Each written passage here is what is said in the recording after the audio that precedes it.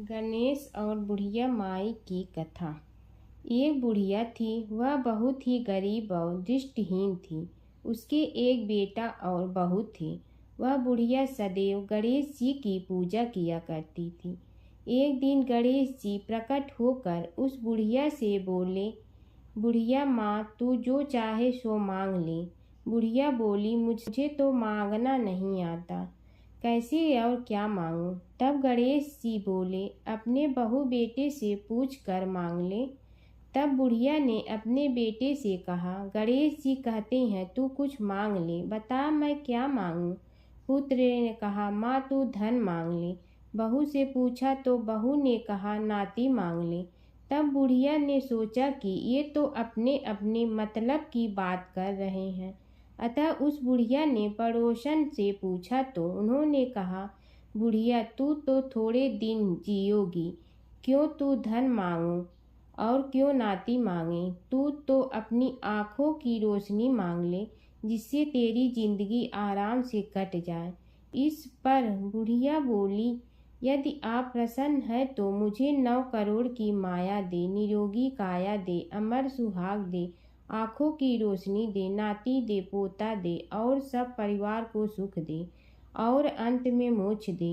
यह सुनकर तब गणेश जी बोले, बुढ़िया माँ, तुमने तो हमें ठग लिया। फिर भी जो तूने मांगा है वचन के अनुसार सब तुझे मिलेगा। और यह कहकर गणेश जी अंतर ध्यान हो गए। उधर बुढ़िया माँ ने जो कुछ मांगा वह सब कुछ मिल गया। हे गणेश जी महाराज, जैसे तुमने उस बुढ़िया माँ को सब कुछ दिया वैसे ही सबको देना। कार्तिक मास की कथा। किसी गांव में एक बुढ़िया रहती थी। उसकी एक पुत्र वधू भी थी। कार्तिक का महीना आता तो बुढ़िया 12 कोस नहाने जाती, लेकिन उसकी बहू वहीं पतीले में पानी डालकर कहती कि मन चंगा तो कठौती में गंगा। गंगा जी उसके लिए वहीं आ जाती। वह उस गंगा में अपना कार्तिक नहान कर लेती। एक बार कार्तिक नहाते हुए सास की नथ बह गई और बहकर वह बहू के नहाने वाले पतीले में आ गई, तो उसने वह उठा कर रख लिया। सास घर वापिस आई तो उदास थी कि उसकी नथ बह गई है। बहू ने सास को उदास देखकर पूछा कि आप उदास क्यों हो।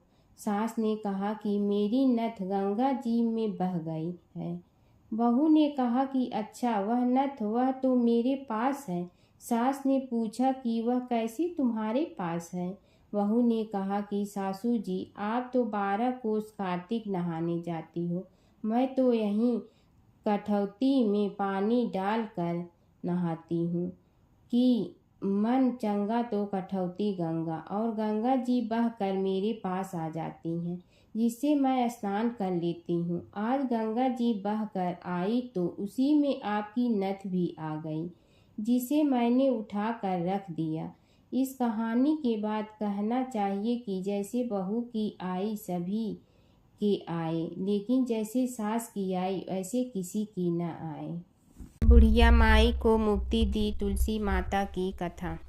कार्तिक महीने में एक बुढ़िया माई तुलसी जी को सींचती और कहती कि हे तुलसी माता, सत की दाता, मैं तेरा बिडला सींचती हूँ, मुझे बहू दे, पीताम्बर की धोती दे, मीठा मीठा घास दे, बैकुंठा में वास दे, चटक की चाल दे, पटक की मोत दे, चंदन का काठ दे, रानी सा राज दे, दाल भात का भोजन दे, 11 की मौत दे, कृष्ण जी का कंधा दे। तब तुलसी माता यह सुनकर सूखने लगी तो भगवान ने पूछा कि हे तुलसी, तुम क्यों सूख रही हो। तुलसी माता ने कहा कि एक बुढ़िया रोज आती है और यही बात कह जाती है, मैं सब बात तो पूरा कर दूंगी, लेकिन कृष्ण का कंधा कहाँ से लाऊंगी।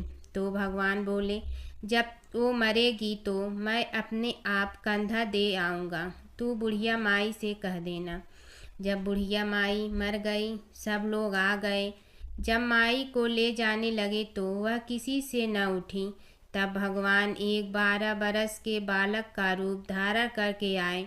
बालक ने कहा, मैं कान में एक बात कहूँगा तो बुढ़िया माई उठ जाएगी। बालक ने कान में कहा, बुढ़िया माई मन की निकाल ले, पीताम्बर की धोती ले, मीठा मीठा घास ले, बैकुंठा का वास ले, चटक की चाल ले, पटक की मोत ले, कृष्ण जी का कंधा ले। यह सुनकर बुढ़िया माई हल्की हो गई।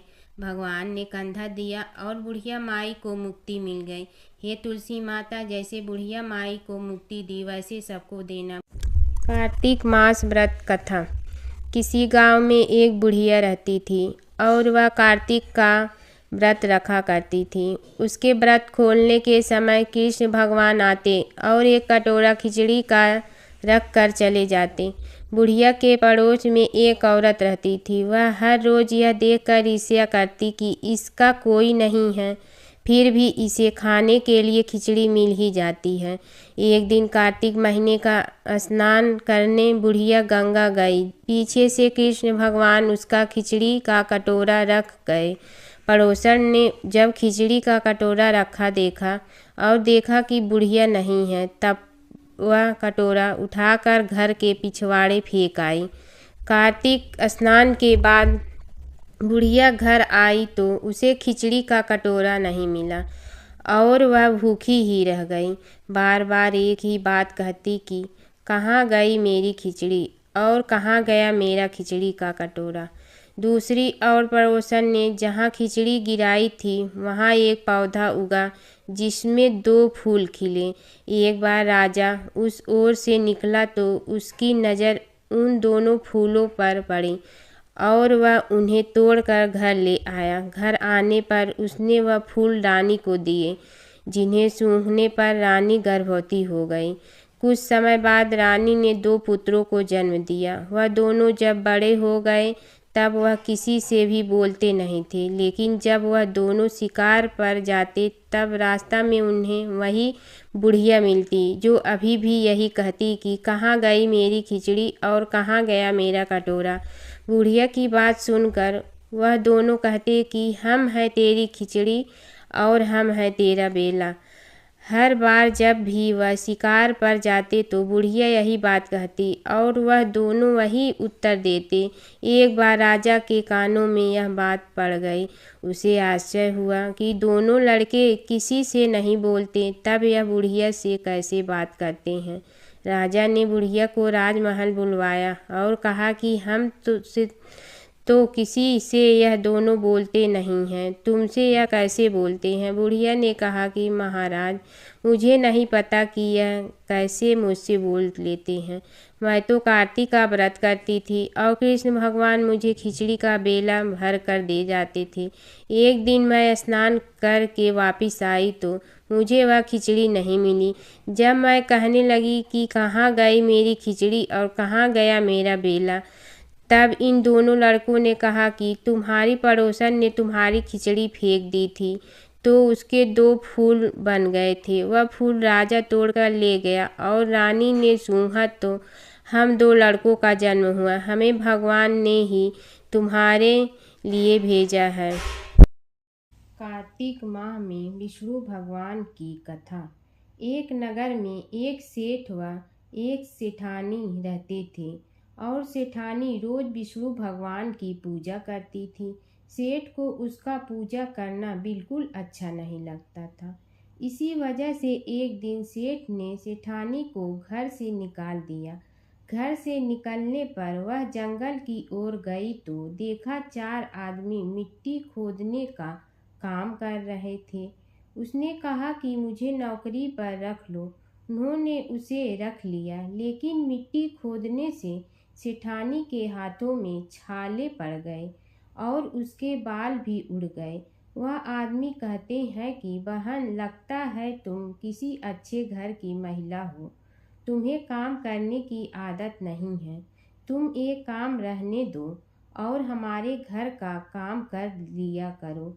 वह चारों आदमी उसे अपने साथ घर ले गए और वह 4 मुट्ठी अनाज लाते और सभी बांट कर खा लेते।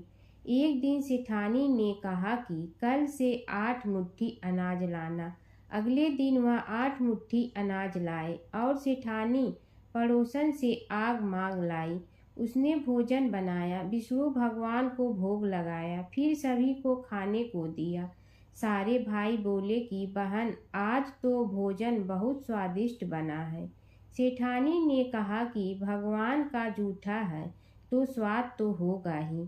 सेठानी के जाने के बाद सेठ भूखा रहने लगा और आस पड़ोस के सारे लोग कहने लगे कि ये तो सेठानी के भाग्य से खाता था। एक दिन सेठ अपनी सेठानी को ढूंढने चल पड़ा। उसने ढूंढते हुए वह भी उस जंगल में पहुंच गया जहां वह चारों आदमी मिट्टी खोद रहे थे। सेठ ने उन्हें देखा तो कहा कि भाई, मुझे भी काम पर रख लो।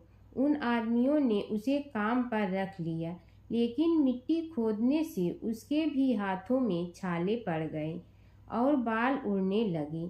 उसकी यह हालत देख चारों बोले कि तुम्हें काम की आदत नहीं है, तुम हमारे साथ चलो और हमारे घर में रह लो। सेठ उन चारों आदमियों के साथ उनके घर चला गया और जाते ही उसने सेठानी को पहचान लिया, लेकिन सेठानी घूंघट में थी तो सेठ को देख नहीं पाई। सेठानी ने सभी के लिए भोजन तैयार किया और हर रोज की भांति विष्णु भगवान को भोग लगाया। उसने उन चारों भाइयों को भोजन परोस दिया, लेकिन जैसे ही वह सेठ को भोजन देने लगी तो विष्णु भगवान ने उसका हाथ पकड़ लिया। भाई बोले कि बहन, ये तुम क्या कर रही हो? वह बोली, मैं कुछ नहीं कर रही हूँ, मेरा हाथ तो विष्णु भगवान ने पकड़ लिया है। भाई बोले, हमें भी विष्णु भगवान के दर्शन कराओ। उसने भगवान से प्रार्थना की तो विष्णु जी प्रकट हो गए। सभी ने दर्शन किए। सेठ ने सेठानी से क्षमा मांगी और सेठानी को साथ चलने को कहा। भाइयों ने अपनी बहन को बहुत सा धन देकर विदा किया। जब सेठानी के साथ सेठ भी भगवान विष्णु की पूजा करने लगा और उनके परिणाम से उनका घर अन्न धन से भर गया। कार्तिक माह की कथा। किसी गांव में एक बुढ़िया रहती थी और उसका एक बेटा व बहू भी साथ रहते थे। कार्तिक का महीना आया तो बुढ़िया ने बेटे से कहा कि वह कार्तिक स्नान के लिए जाएगी और 1 महीने वहीं रहेगी। यह सुन उसके बेटे ने अपनी पत्नी से कहा कि माँ के लिए 30 लड्डू बनाकर दे दो ताकि वह पूजा पाठ कर कुछ खा सके। बहू ने गुस्से में आकर 30 लड्डू बनाकर दे दिए। बुढ़िया नदी किनारे कार्तिक स्नान को गई और वहीं एक किनारे पर झोपड़ी बनाकर रहने लगी। बुढ़िया रोज सवेरे उठकर स्नान करती और जैसे ही एक लड्डू निकाल कर खाने लगती तो हनुमान जी बंदर के रूप में आते तो बुढ़िया वह लड्डू खुशी से बंदर को दे देती। इस तरह से कार्तिक का पूरा महीना बीत गया और सभी 30 लड्डू हनुमान जी बंदर के रूप में खा गए। कार्तिक का महीना समाप्त होने पर बुढ़िया वापिस जाने को तैयार हुई तो हनुमान जी प्रकट हो गए। उन्होंने बुढ़िया की उस कुटिया की जगह पर एक आलीशान महल बनवा दिया। बुढ़िया का पूरा महल धन दौलत से भर गया। उसकी काया निरोगी हो गई। अन्न के भंडार से महल भर गया। इतना सब होने पर वह धूमधाम से अपने बेटे के पास गई। बुढ़िया को इतना धनी देखकर उसकी बहू ने मन में कहा कि अगले कार्तिक मैं भी अपनी माँ को कार्तिक स्नान के लिए भेजूंगी। और अगले कार्तिक आने पर उसने अपनी माँ को कार्तिक स्नान के लिए कहा। पूरे 30 लड्डू घी व बहुत सा मेवा डालकर अपनी माँ के लिए बना कर दिए। माँ कार्तिक स्नान के लिए गई और जैसे ही सुबह सवेरे नहाकर लड्डू खाने लगती तो हनुमान जी बंदर का रूप धरकर उसके सामने बैठ जाती तो वह पत्थर मारकर उन्हें भगा देती और कहती कि इससे मेरा पेट ही नहीं भरा तो तुम्हें कैसे दूं। उसका रोज का यही क्रम 30 दिन तक चलता रहा।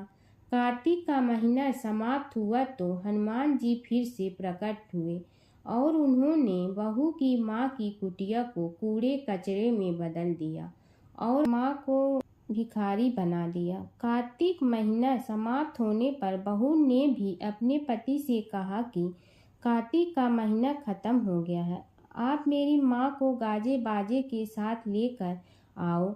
लड़का अपनी सास को गाजे बाजे के साथ लेने गया तो वहाँ देखता ही कुटिया की जगह कूड़े का ढेर लगा है और उस पर उसकी सास डूकर बनकर बैठी है। लड़के को देख हनुमान जी प्रकट हुए और बोले कि बेटा, तुम्हारी माँ ने सच्चे मन से कार्तिक का स्नान किया है और पूजा पाठ किया है, इसलिए ही तुम्हारी माँ पर कार्तिक देवता का आशीर्वाद बरसा था।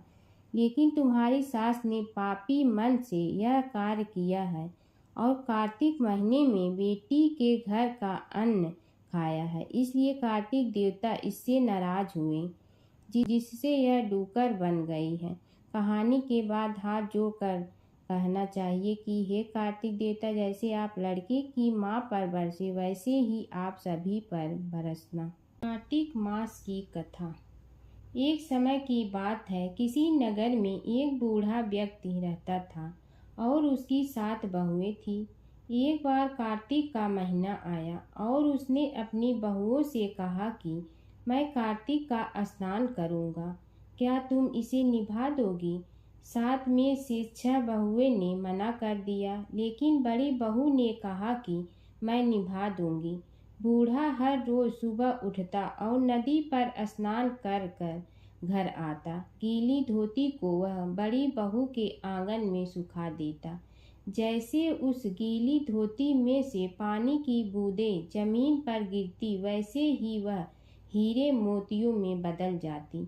धोती से हीरे मोती गिरते देख बाकी 6 बहुएं से रहा नहीं गया और वे बोले कि हम भी बूढ़े को अपने यहाँ नहाने को बोलते हैं। उन्होंने कहा कि पिताजी, आप कल से हमारे यहाँ कार्तिक नहा लें। बूढ़े ने कहा कि ठीक है, मुझे तो नहाना ही है, मैं तुम्हारे यहाँ नहा लूँगा। बूढ़ा सुबह सवेरे स्नान करके आया तो धोती उसने दूसरी बहू के आंगन में सुखाने के लिए डाल दी, लेकिन यहाँ हीरे मोती की बजाय कीचड़ टपकने लगा। बहुओं ने यह देखा तो कहा कि आप हमारे यहाँ पाप का स्नान कर रहे हो, इसलिए यहाँ से जाओ और बड़ी बहू के यहाँ ही स्नान करो। बूढ़ा वापिस बड़ी बहू के यहाँ आया और कार्तिक का स्नान करने लगा। स्नान करके उसने फिर धोती सुखाई तो फिर से हीरे मोती गिरने लगे। अब कार्तिक का महीना समाप्त होने को था। बूढ़ा चिंता में पड़ गया तो बड़ी बहू ने इसका कारण पूछा। उसने कहा कि कार्तिक स्नान समाप्त होने को है और मेरा मन है कि मैं सारे परिवार को एक दिन खाने का न्योता दूं। बड़ी बहू ने कहा कि पिताजी, इसमें चिंता की क्या बात है, आप सभी को बुला लें, मैं खाना बना दूंगी। बूढ़ा सभी को निमंत्रण देने गया तो बाकी बहुओं ने कहा कि जब तक यह घर पर रहेगी हम खाने पर नहीं आएंगे। बूढ़ा फिर से चिंता में घिर गया कि ऐसे कैसे होगा और सूखने लगा। बूढ़े को सूखते देख बड़ी बहू ने कहा कि पिताजी, अब आपको क्या चिंता है? बूढ़े ने बाकी 6 बहुओं वाली बात बड़ी बहू को बता दी, जिसे सुन वह बोली कि पिताजी ठीक है, मैं खाना बना कर रख जाऊंगी। और उसने वैसा ही किया। खाना बना कर रख दिया और अपने लिए 4 रोटी लेकर खेत पर चली गई। इधर 6 बहुओं ने खाना खा लिया, लेकिन जाने से पहले बाकी बचे खाने में कंकड़ पत्थर डाल गई कि बड़ी बहू आएगी तो परेशान होगी। इधर खेत में बैठकर बड़ी बहू कहने लगी कि राम जी की चिड़िया, राम जी का खेत चुग लो। चिड़िया भर भर पेट मेरे ससुरे ने घर में जगह दी है और मैंने खेत में चिड़िया को बाजरा डाल वह घर आ गई। घर आई तो बूढ़ा फिर उदास बैठा था। उसने फिर पूछा कि यह उदासी क्यों? सब ठीक ठाक निपट गया ना? वह बोला कि हाँ, सब ठीक निपट गया, लेकिन वह देवरानियाँ बाकी बचे खाने में कंकड़ पत्थर व मिट्टी डाल गई। बहू ने कहा कि कोई बात नहीं पिताजी, मैं तो अपने लिए 4 रोटी फिर बना लूँगी। बहू बूढ़े से बात कर घर के भीतर जाकर खाने को देखती है, लेकिन वह देखती है कि जिस खाने में वह सब कंकड़ पत्थर डालती हैं वह हीरे मोती में बदल गए हैं। घर की जगह महल खड़ा हो गया है और धन दौलत से भर गया है। अन्न के भंडार घर में भरे पड़े हैं। वह बूढ़े को बुलाकर कहती है कि पिताजी, आपने तो कहा था कि मेरे लिए कुछ नहीं बचा है, लेकिन यहाँ तो हीरे मोतियों के भंडार खो गए हैं। पूरे घर में धन की वर्षा हो रही है। साधारण सा घर महल में बदल गया है।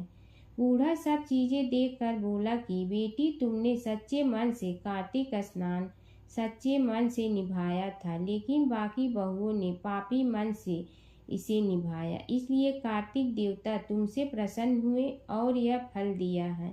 कार्तिक देवता, जैसे आपने बड़ी बहू की सुनी, वैसे ही आप सभी की सुनना।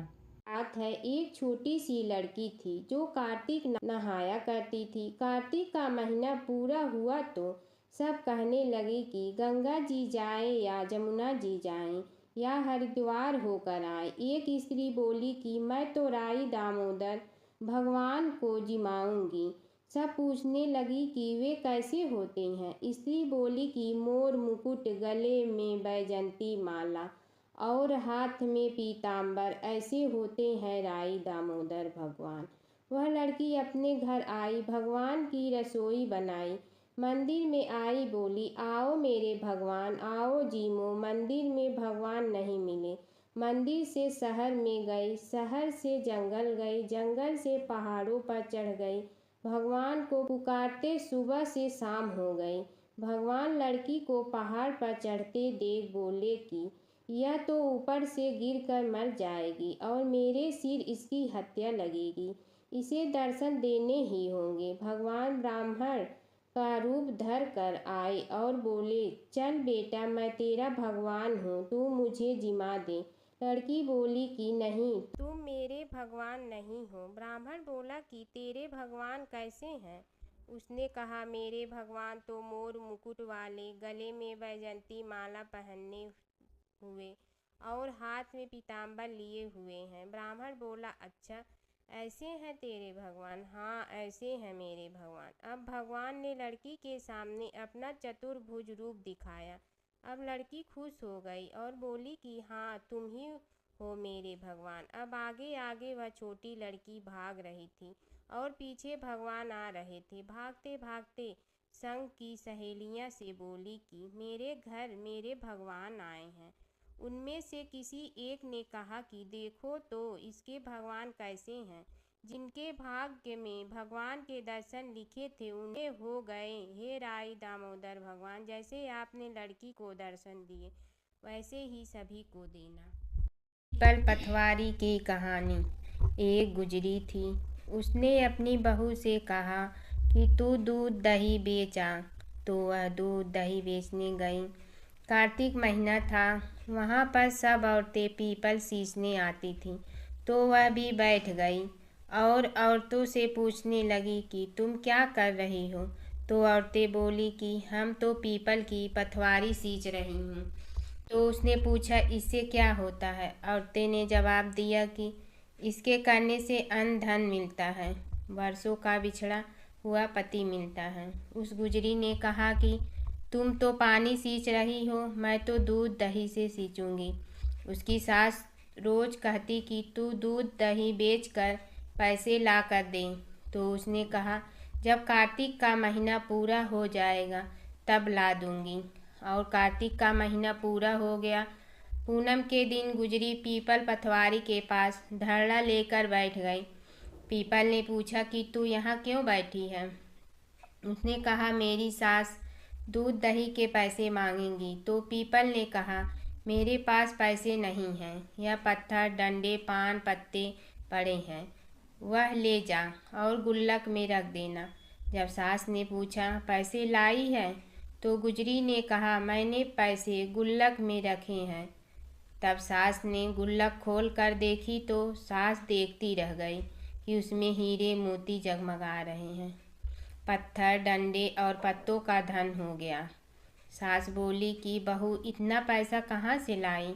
तो बहू ने आकर देखा तो बहुत धन पड़ा है। तब गुजरी ने कहा, सासू जी, मैंने तो 1 महीना दूध दही से पीपल की पथवारी में सींचा था और मैंने उससे धन मांगा था, तो उसने मुझे पत्थर डंडे पत्ते दिए थे जो मैंने गुल्लक में रख दिए थे और वह हीरे मोती हो गए। तब सासू जी ने कहा कि अब की बार मैं भी पथवारी सींचूंगी।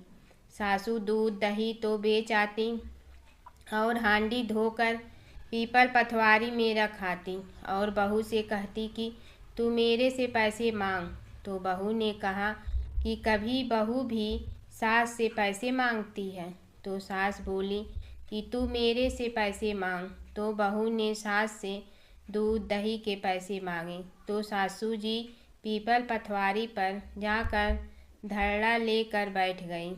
तो डंडे पत्ते पान फाटे उसे भी दिए और कहा गुल्लक में जाकर रख दें। फिर बहू ने खोल कर देखा तो उसमें कीड़े मकोड़े चल रहे थे। गुजरी ने सास से कहा, यह क्या है? तो सास देखकर बोली कि पीपल पथवारी ने तेरे को तो अन्न धन दिया और मुझे कीड़े मकोड़े दिए। तब सब बोले कि बहू तो सत्य से सींचती थी और सासू जी धन की भूख से सींचती थी। इसलिए हे पथवारी माता, जैसे बहू को दिया वैसा सबको देना और सासू जी को दिया वैसा किसी को मत देना। यह थी पीपल पथवारी की कहानी। कार्तिक माह में नगर बसेरे की कहानी। किसी गांव में एक भाट व एक जाट रहता था। दोनों में घनिष्ठ मित्रता थी। एक बार जाट अपनी बहन के घर जाने को तैयार हुआ तो भाट अपनी ससुराल जाने को तैयार हुआ। दोनों साथ चल पड़े तो रास्ते में रुककर एक कुएं की मुंडेर पर बैठ गए। जाट ने भाट से कहा कि नगर बसेरा कर लेते हैं। इस पर भाट बोला कि तू ही नगर बसेरा कर ले, मैं तो अपनी ससुराल जा रहा हूँ, वहाँ खूब खातिर होगी मेरी, तू कर ले नगर बसेरा। जाट वहीं कुएं के पास बैठ पानी की घंटी और चावल का दाना लेकर नगर बसेरा करने लगा। नगर बसेरा करने के साथ जाट कहने लगा कि नगर बसेरा जो करे सो मल धोवे पाँव, ताता माड़ा तापसी देगी मेरी माँ, माँ देगी मावशी तेगी द्वारका का वास, मीठा मीठा घास वृंदावन का वास, 5 कुल्ठी छठी रास, मेरी जीवड़ो श्री कृष्ण के पास, डालू पानी हो जाए घी, झट से निकल जाए मेरा जी। यह सब कर कर के वह जाट बहन के पास चल पड़ा। जाट की बहन ने भाई के आने पर उसकी खातिर की खी बूरा के साथ भाई को जिमाया। दोनों ने बैठकर ढेर सारी बातें की। इधर भाट अपने ससुराल पहुंचा तो वहां आग लगी हुई थी। आग बुझाने वह भी लग गया, जिसमें हाथ मुंह भी काले हो गए और खुद भी थोड़ा सुलझ गया। ना रोटी ना पानी के लिए ही किसी ने पूछा। एक पड़ोसन आई तो उसने भाट की सास को कहा कि जमाई आया है, जरा उस आओ भगत कर लो। बुढ़िया बोली कि सब कुछ तो जल गया है, अब कहाँ से आओ भगत करूं। तब पड़ोसन ने ही भाट को एक रोटी के साथ छाछ दी। उसने वही खाकर गुजारा किया। शाम को दोनों फिर घर की ओर चल पड़े और रास्ते में मिल गए और एक दूसरे का हाल पूछा।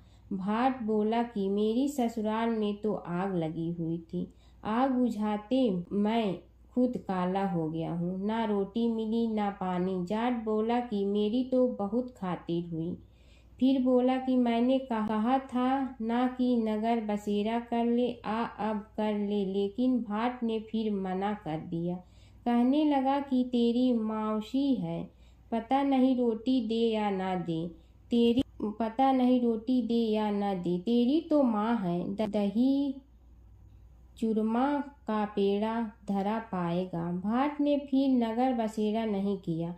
जाट ने कर लिया। नगर बसेरा जो करे सो मल धोवे पाँव, ताता माड़ा तापसी देगी मेरी माँ, माँ देगी मौसी देगी द्वारका का वास, मीठा मीठा घास वृंदावन का वास। 5 कुल्ठी छठी रास, मेरा जी बढ़ो श्री कृष्ण के पास। डालू पानी हो जाए घी, झट से निकल जाए मेरा जी। करके वह चल पड़ा। घर पहुँचते ही जाट की मौसी ने बहुत लाड प्यार किया। उधर भाट घर गया तो उसकी भैंस खो गई थी। बाप एक लाठी रखे तो दूसरी उठाए और कहने लगा कि ससुराल गया तो आग लगा दी, अब यहाँ आया तो भैंस खो दी। बाप ने कहा कि पहले भैंस लेकर आ, तभी रोटी पानी मिलेगा। सारा दिन भाट भैंस ढूंढता रहा, लेकिन उसे भैंस नहीं मिली। जाट और भाट की मुलाकात फिर से बाजार में हो गई। जाट ने भाट के हाल चाल पूछे तो भाट बोला कि आते ही भैंस खो गई, बस उसी दिन से भैंस ढूंढ रहा हूँ। रोटियां का तो पूछो ही मत। जाट ने कहा कि मैंने तो पहले ही कहा था कि नगर बसेरा कर ले। जाट की बात सुनकर भाट बोला कि तेरे नगर बसेरे में इतनी ताकत है तो चल अब कर लेते हैं। दोनों ने बैठकर नगर बसेरा किया। नगर बसेरा जो करे सो मल धोवे पाँव, ताता मारा तापसी देगी मेरी माँ। माँ देगी मौसी देगी द्वारका का वास, मीठा मीठा घास वृंदावन का वास। 5 कुल्ठी छठी रास, मेरा जीवड़ो श्री कृष्ण के पास। डालू पानी हो जाए घी, झट से निकल जाए मेरा जी। दोनों के नगर बसेरा करने पर भाट जैसे ही आगे बढ़ा तो उसकी खोई भैंस मिल गई, जिसे लेकर घर पहुंचा। घर पहुंचते ही माँ ने कहा कि लड़के को आते ही घर से निकाल दिया, सारे दिन से ये भूखा प्यासा भटक रहा है। यह कहकर उसकी माँ ने उसको खूब खिलाया पिलाया। इस घटना के बाद सारे नगर में ढिंढोरा पिटवा गया कि कार्तिक में सब कोई अपने पीहर या सास रे आते जाते नगर बसेरा करें। जैसे भाट को नगर बसेरा करने का फल मिला, वैसे ही हर किसी को मिले। कार्तिक माह में गंगा जमुना की कहानी। प्राचीन समय में एक गांव था जिसमें 2 बहनें रहा करती थी। एक बहन का नाम गंगा था तो दूसरी बहन का नाम जमुना था। एक बार दोनों बहनें एक साहूकार के खेत से गुजर रही थी तो जमुना ने 13 दाने जौ के तोड़ लिए, जिसे देख गंगा बोली कि तुझे तो ग्रहण लग गया, तूने चोरी की है।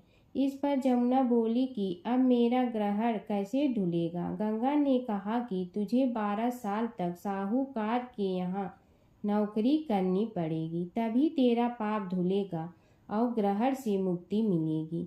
जमुना साहूकार के यहाँ नौकरी के लिए जाती है और अपने लिए काम मांगती है। साहूकार उसे काम पर रख लेता है, लेकिन काम करने से पहले जमुना उसे कहती है कि मैं सारे काम करूँगी लेकिन 4 काम नहीं करूँगी।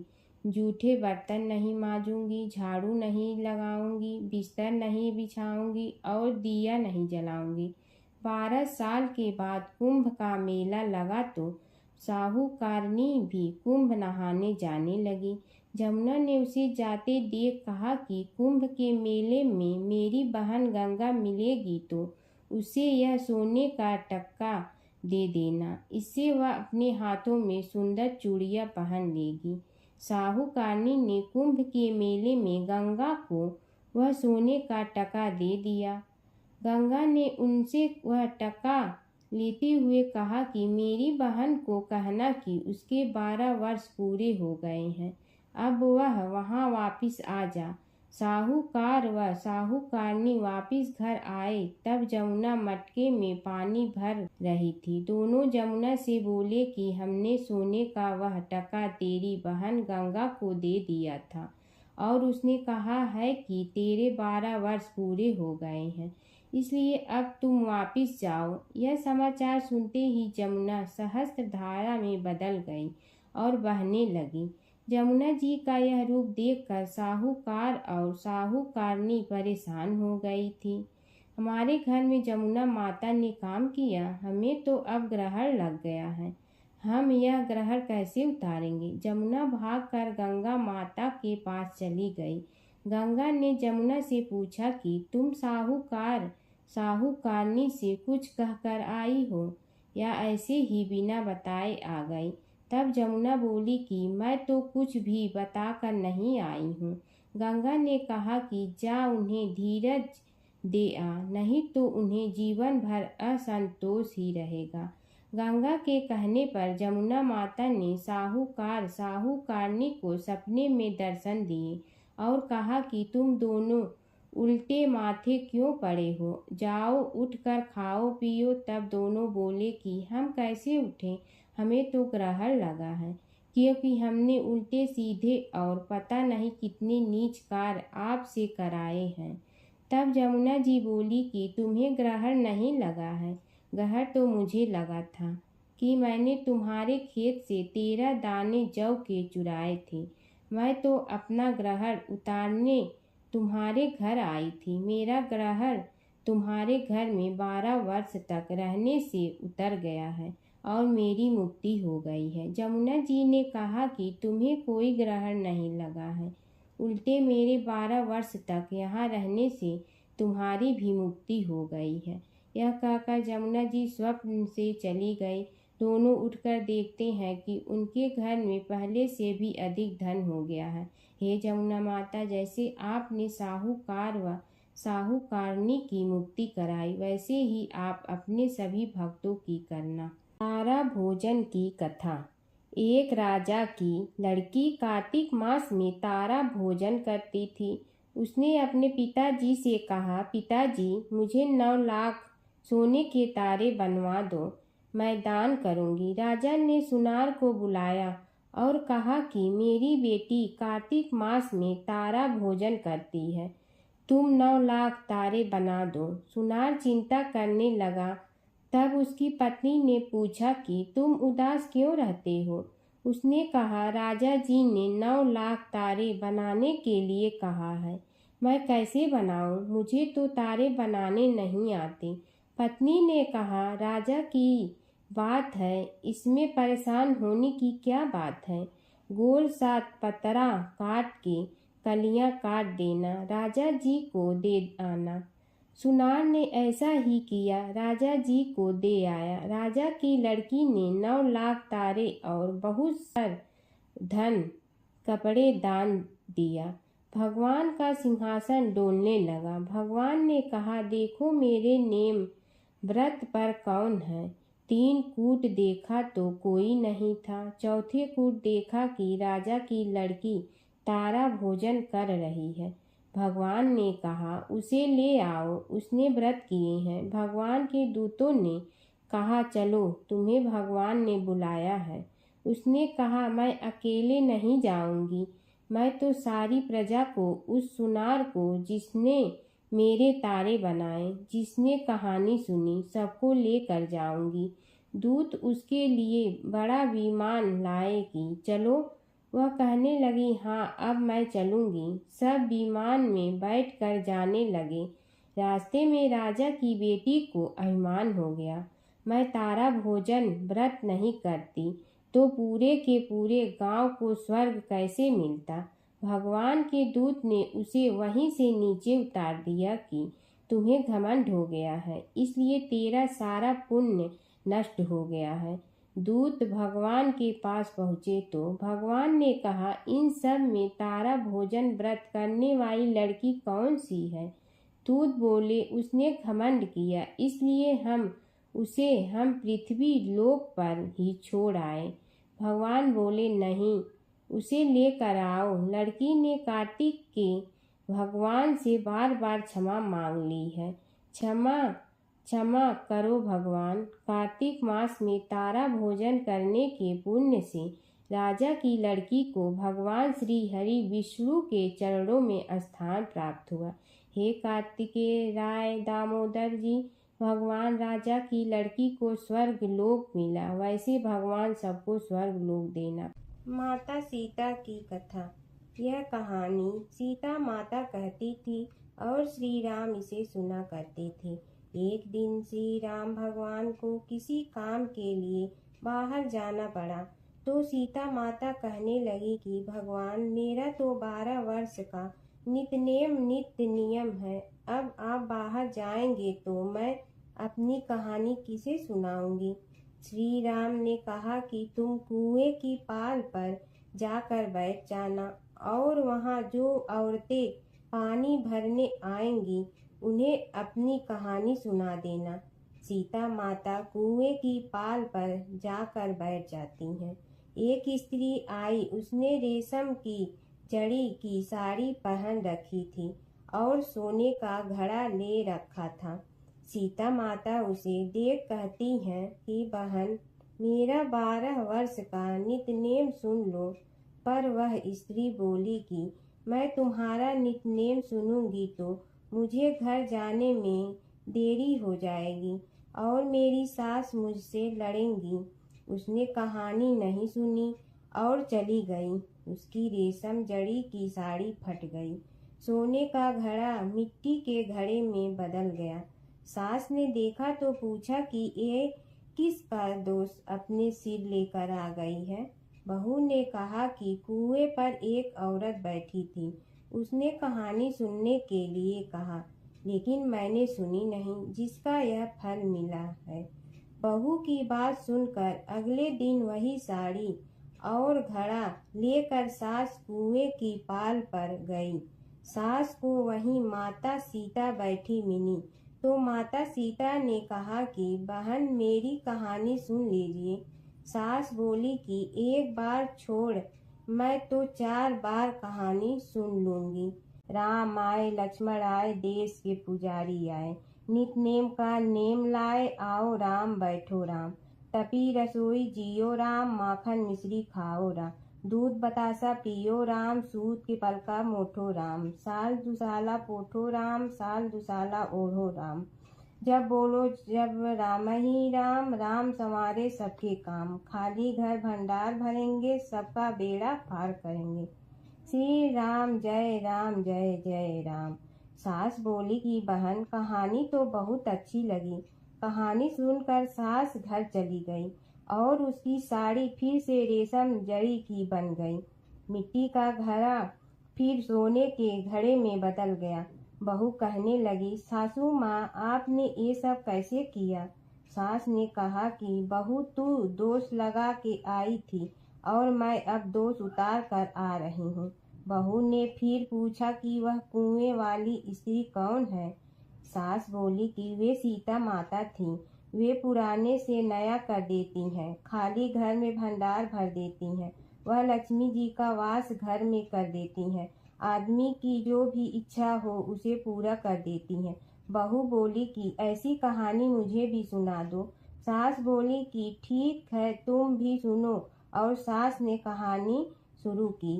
राम आए, लक्ष्मण आए, देश के पुजारी आए, नित नेम का नेम लाए, आओ राम बैठो राम। तपी रसोई जियो राम, माखन मिश्री खाओ राम। दूध बतासा पियो राम, सूत के पलका मोठो राम। साल दुसाला पोठो राम, साल दुसाला ओढ़ो राम। जब बोलो जब राम ही राम, राम संवारे सबके काम। खाली घर भंडार भरेंगे, सबका बेड़ा पार करें।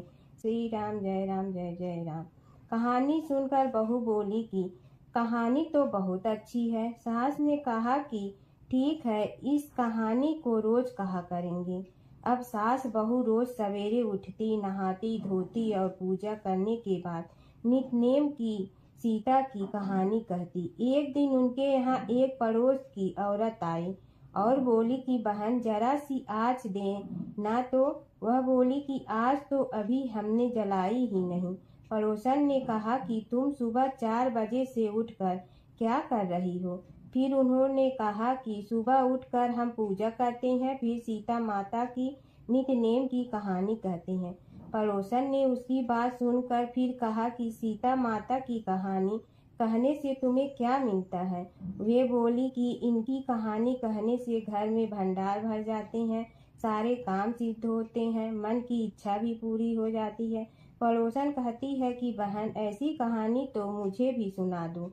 फिर वह बोली कि ठीक है, तुम भी यह कहानी सुन लो। राम आए लक्ष्मण आए, देश के पुजारी आए, नित नेम का नेम लाए, आओ राम बैठो राम। सारी कहानी सुनने के बाद पड़ोसन कहने लगी, बहन कहानी तो मुझे बहुत अच्छी लगी। अब वह पड़ोसन भी नित नेम सीता माता की कहानी कहने लगी। कहानी कहने से सीता माता ने पड़ोसन के भी भंडार भर दिए। अब तो पूरे मोहल्ले में नित नेम की कथा चल पड़ी।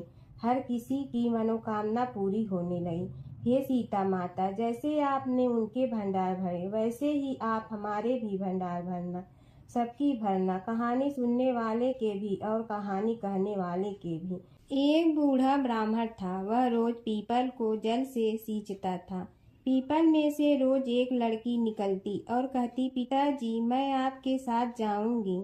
यह सुनते सुनते बूढ़ा दिन ब दिन कमजोर होने लगा। तो बुढ़िया ने पूछा कि क्या बात है। बूढ़ा बोला कि पीपल से एक लड़की निकलती है और कहती है कि वह भी मेरे साथ चलेगी। बुढ़िया बोली कि कल ले आना उस लड़की को, जहाँ 6 लड़कियां पहले से ही हमारे घर में है, वहाँ 7वीं लड़की और सही। अगले दिन बूढ़ा उस लड़की को घर ले आया। घर लाने के बाद बूढ़ा ब्राह्मण आटा मांगने गया तो उसने पहले दिनों की अपेक्षा आज ज्यादा आटा मिला था। जब बुढ़िया वह आटा छानने लगी तो लड़की ने कहा कि लाओ माँ, मैं छान देती हूँ। जब वह आटा छानने बैठी तो परात भर गई। उसके बाद माँ खाना बनाने जाने लगी तो लड़की बोली कि आज रसोई मैं बनाऊंगी। तो बुढ़िया बोली कि ना, तेरे हाथ जल जाएंगे। लेकिन लड़की नहीं मानी। वह रसोई में खाना बनाने गई तो उसने तरह तरह के 36 व्यंजन बना डाले और आज सभी ने भर पेट खाना खाया। इससे पहले वह आधा पेट भूखा ही रहते थे। रात हुई तो बुढ़िया का भाई आया और कहने लगा कि दीदी मैं तो खाना खाऊंगा। बुढ़िया परेशान हो गई कि अब खाना कहाँ से लाऊंगी। लड़की ने पूछा कि क्या बात है माँ। उसने कहा कि तेरा मामा आया है और रोटी खाएगा, लेकिन रोटी तो सबने खा ली है, अब उसके लिए कहाँ से लाऊंगी। लड़की बोली कि तू चिंता मत कर माँ, मैं बना दूंगी। और वह रसोई में गई और मामा के लिए 36 व्यंजन बना दी। मामा ने भरपेट खाया और कहा भी कि ऐसा खाना इससे पहले उसने कभी नहीं खाया है। बुढ़िया ने कहा कि भाई तेरी बावनी भाजी है, उसी ने बनाया है। शाम हुई तो लड़की बोली कि माँ, चौका लगा के चौके का दिया जला देना, कोठे में मैं सोऊंगी। बुढ़िया बोली कि ना बेटी, तू डर जाएगी। लेकिन वह बोली कि ना माँ, मैं नहीं डरूंगी, मैं अंदर कोठे में ही सोऊंगी। वह कोठे में ही जाकर सो गई। आधी रात को लड़की उठी और चारों ओर आंख मारी तो धन ही धन हो गया। वह बाहर जाने लगी तो एक बूढ़ा ब्राह्मण सो रहा था। उसने देखा तो कहा कि बेटी तू कहाँ चली। लड़की बोली कि मैं तो दरिद्रता दूर करने आई थी, अगर तुम्हें दूर करवानी है तो करवा लो। उसने बूढ़े के घर में भी आँख से देखा तो चारों ओर धन ही धन हो गया। सुबह सवेरे सब उठे तो लड़की को ना पाकर उसे ढूंढने लगे कि पावनी बेटी कहाँ चली गई। बूढ़ा ब्राह्मण बोला कि वह तो लक्ष्मी माता थी, जो तुम्हारे साथ मेरी दरिद्रता भी दूर कर गई। हे लक्ष्मी माता, जैसे आपने उनकी दरिद्रता दूर की, वैसे ही सबकी करना। एक नगर में एक ब्राह्मण दंपति रहते थे। वे दोनों प्रतिदिन 7 कोस दूर गंगा और यमुना नदी में स्नान करने जाते थे। इतनी दूर आने जाने से ब्राह्मण की पत्नी थक जाती थी। एक दिन उसने अपने पति से कहा कि हमारा एक पुत्र होता तो कितना अच्छा रहता। पुत्र के बहू आती तो हमें घर वापस जाने पर खाना बना हुआ मिलता और बहू घर का काम भी कर देती।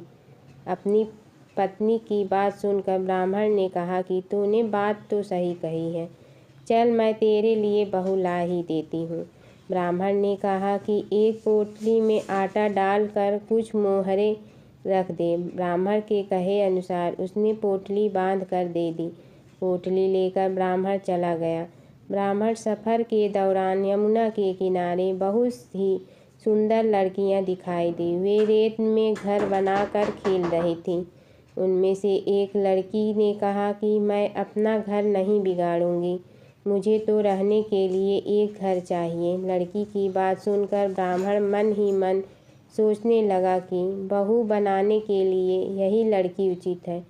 जब वह लड़की जाने लगी तो ब्राह्मण भी उसके पीछे पीछे उसके घर तक चला गया। वहां जाकर ब्राह्मण ने उस लड़की से कहा, बेटी, कार्तिक मास चल रहा है, इसलिए मैं किसी के घर खाना नहीं खाता। मैं अपने साथ आटा लेकर आया हूँ। तुम अपनी माता से पूछो कि क्या वह मेरे लिए आटा छान कर 4 रोटी बना देंगी। यदि वह मेरा आटा छान कर रोटी बनाएंगी तो ही मैं रोटी खा लूँगा। लड़की ने जाकर अपनी माँ को ये सारी बात बताई। माँ ने कहा, उचित है, जाकर ब्राह्मण देव से कह दो कि वह अपना आटा दे, मैं रोटी बना दूंगी। जब वह आटा छानने लगी तो आटे में से मोहरें निकली। वह सोचने लगी कि जिसके आटे में इतनी मोहरें हैं उसके घर में कितनी मोहरें होंगी। जब ब्राह्मण खाना खाने बैठा तो लड़की की माँ ने उस ब्राह्मण से पूछा, क्या आपका कोई लड़का है और क्या आप उस लड़के की सगाई करने जा रहे हो।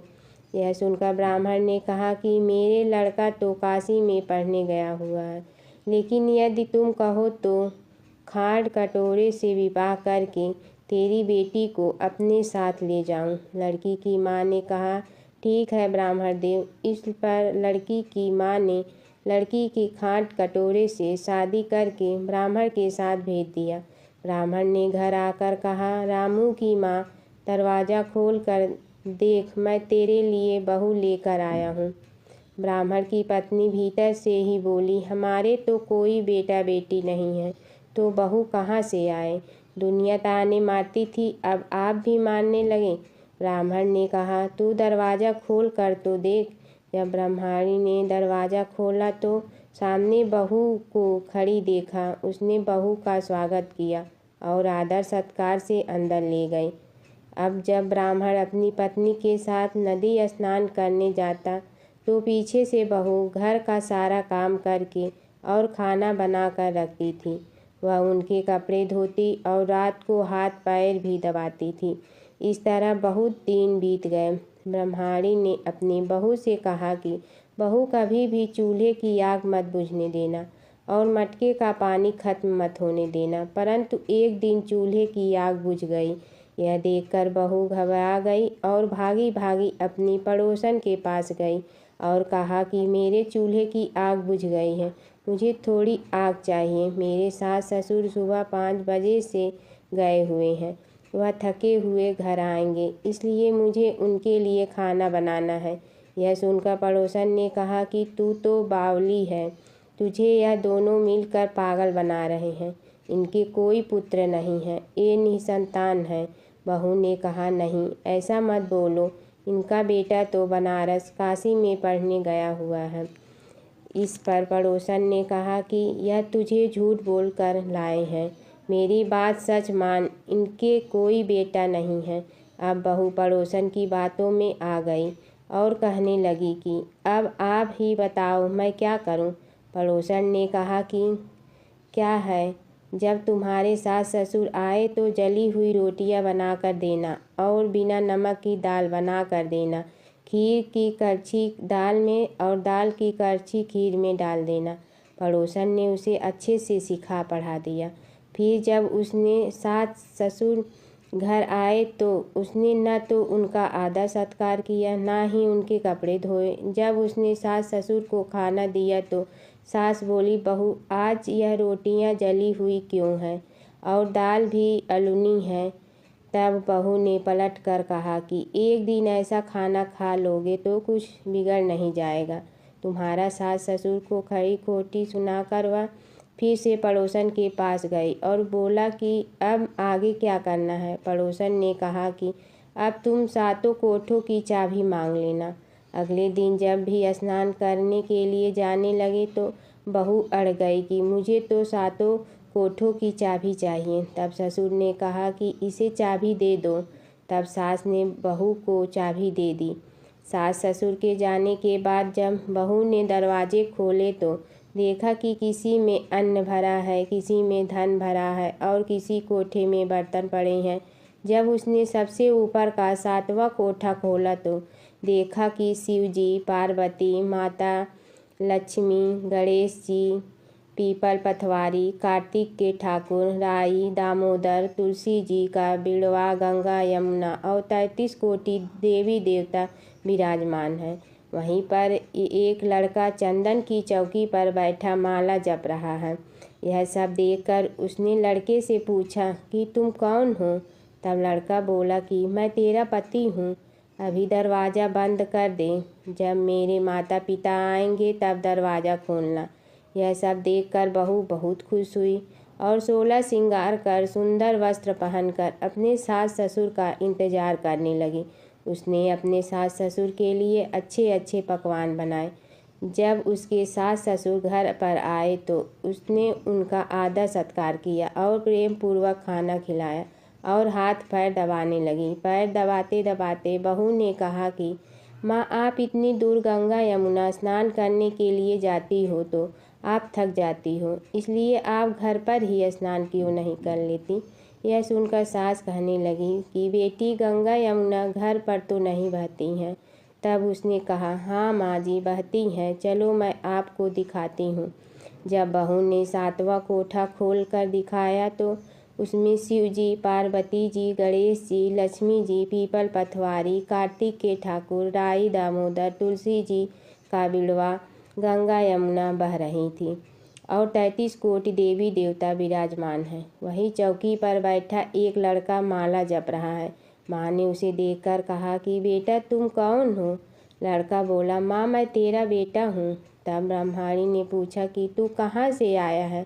लड़के ने जवाब दिया कि मुझे कार्तिक ने भेजा है। माँ ने कहा, बेटा, यह संसार कैसे मानेगा कि तू मेरा बेटा है? माँ ने कुछ विद्वान पंडितों से मन्नत मांगी। पंडितों ने कहा, इस पार बहू बेटा खड़े हो जाए और उस पार माँ खड़ी हो जाए।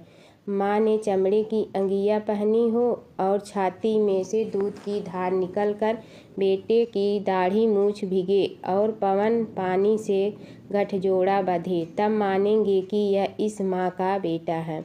उसने ऐसा ही किया। चमड़े की अंगिया फट गई और छाती में से दूध की धार निकलकर बेटे की दाढ़ी मूछ भीग गई। पवन पानी से बहू बेटे का गठजोड़ा बंध गया। यह सब देखकर ब्राह्मण और उसकी पत्नी की खुशी का ठिकाना न रहा। तो यह थी कार्तिक मास की कथा। हे कार्तिक के ठाकुर, जैसे ब्राह्मण और ब्राह्मणी को बहू बेटे दिया, वैसे सबको देना। कार्तिक मास की कथा कहने, सुनने और भरने वाले सब पर कृपा करना। इल्ली और घुन की कहानी। एक इल्ली और घुन था। इल्ली बोली, आओ घुन, कार्तिक स्नान करे। घुन बोला, तू ही कार्तिक स्नान कर ले, मैं तो नहीं करूँगा। बाद में इल्ली तो राजा की लड़की के पल्ले के लगकर कार्तिक स्नान करती। घुन ने कार्तिक स्नान नहीं किया, दोनों मर गए। बाद में इल्ली के कार्तिक स्नान के पुण्य के कारण राजा के घर जन्म हुआ और घुन राजा के घर गधा बन गया। राजा ने बेटी का विवाह किया। बेटी ससुराल जाने लगी तो उसने अपनी पालकी रुकवाई और राजा से कहा, यह गधा मुझे चाहिए। तब राजा ने कहा, यह मत ले जाओ और धन दौलत ले ले, पर लड़की नहीं मानी। मुझे तो यही चाहिए। गधे को रथ के बांध दिया तो गधा दौड़ने लगा। महल में पहुंचने पर गधे को महल के नीचे बांध दिया। जब लड़की नीचे उतरती तो गधा कहता, मुझे पानी पिला दो। तब लड़की ने कहा, मैंने पहले ही कहा था कार्तिक स्नान कर ले, पर तूने कहा था मैं तो बाजरा खाऊंगा और ठंडा ठंडा पानी पीऊंगा। उनको बातें करते राजा ने सुन लिया। जब राजा ने कहा कि आप मुझे सारी बात बताओ, तब रानी लड़की ने राजा को सारी बात बताई कि मैं पिछले जन्म में इल्ली थी और एक घुन था। तब मैंने कहा तू भी कार्तिक नहा ले, पर वह नहीं नहाया। मैं कार्तिक स्नान के पुण्य से राजा के घर लड़की हुई और आपके घर में राजपाट कर रही हूँ। तब राजा ने कहा कि कार्तिक स्नान का इतना पुण्य है तो हम दोनों जोड़े से नहाएंगे। रानी राजा ने अत्यंत प्रसन्न मन से कार्तिक स्नान कर दोनों ने दान पुण्य किया और सारी नगरी में कहलवा दिया कि सब कार्तिक स्नान कर नहाया हुआ पानी घुन पे डालेंगे, जिससे घुन की मोक्ष हुई। हे कार्तिक, भगवान श्री हरि विष्णु जैसा सुख इल्ली को दिया वैसा सबको देना। हर व्रत कथा के साथ पढ़ी और सुनी जाने वाली लपसी तपसी की यह कहानी। एक लपसी था, एक तपसी था। तपसी हमेशा भगवान की तपस्या में लीन रहता था। लपसी रोजाना सवा सेर की लपसी बनाकर भगवान का भोग लगाकर जीम लेता था। एक दिन दोनों लड़ने लगे। तपसी बोला, मैं रोज़ भगवान की तपस्या करता हूँ, इसलिए मैं बड़ा हूँ। लपसी बोला, मैं रोज़ भगवान को सवा सेर लपसी का भोग लगाता हूँ, इसलिए मैं बड़ा हूँ। नारद जी वहाँ से गुजर रहे थे। दोनों को लड़ता देखकर उनसे पूछा कि तुम क्यों लड़ रहे हो। तपसी ने खुद के बड़ा होने का कारण बताया और लपसी ने अपना कारण बताया। नारद जी बोले, तुम्हारा फैसला मैं करूँगा। दूसरे दिन लपसी और तपसी नहाकर अपनी रोज की भक्ति करने आए तो नारद जी ने छुपकर 1.25 करोड़ की एक एक अंगूठी उन दोनों के आगे रख दी। तपसी की नज़र उस अंगूठी पर पड़ी जो उसने चुपचाप अंगूठी उठाकर अपने नीचे दबा ली। तब लपसी की नज़र अंगूठी पर पड़ी, लेकिन उसने ध्यान नहीं दिया। भगवान को भोग लगाकर लपसी खाना खाने लगा। नारद जी सामने आए तो दोनों ने पूछा कि कौन बड़ा, तो नारद जी ने तपसी से खड़ा होने को कहा। वो खड़ा हुआ तो उसने नीचे दबी अंगूठी दिखाई पड़ी। नारद जी ने लपसी से कहा, तपस्या करने के बाद भी तुम्हारी चोरी करने की आदत नहीं गई, इसलिए लपसी बड़ा है और तुम्हें तुम्हारी तपस्या का कोई फल भी नहीं मिलेगा। तपसी शर्मिंदा होकर माफ़ी मांगने लगा। उसने नारद जी से पूछा, मुझे मेरी तपस्या का फल कैसे मिलेगा। नारद जी ने कहा, यदि कोई गाय और कुत्ते की रोटी नहीं बनाएगा तो फल तुम्हें मिलेगा। यदि कोई ब्राह्मण को भोजन करवा कर दक्षिणा नहीं देगा तो फल तुम्हें मिलेगा। यदि कोई साड़ी के साथ ब्लाउज नहीं देगा तो फल तुझे मिलेगा। यदि कोई दिए से दिया जलाएगा तो फल तुम्हें मिलेगा। यदि कोई सारी कहानी सुने लेकिन तुम्हारी कहानी नहीं सुने तो फल तुझे मिलेगा। उसी दिन से हर व्रत कथा कहानी के साथ लपसी तपसी की कहानी भी सुनी और कही जाती है।